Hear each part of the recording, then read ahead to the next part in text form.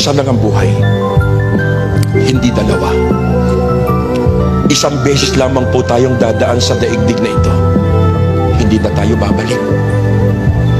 Pero tiyakin mo na sa pagdaan mo sa mundong ito ay nagkaroon ng pitak sa puso mo si Kristo, sapagkat tinitiyak ko sa iyo,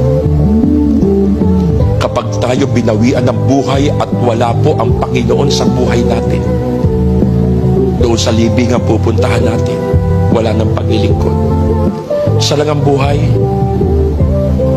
Life is short. Kapiraso lang.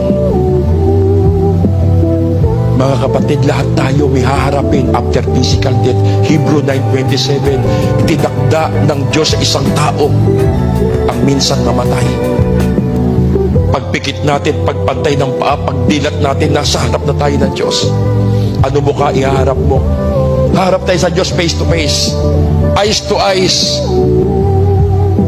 Kung dito wala kang ginawa sa Panginoon, di ka naglingkod sa Diyos, ano mo kaya harap natin sa Panginoon? Binili tayo sa malaking halaga.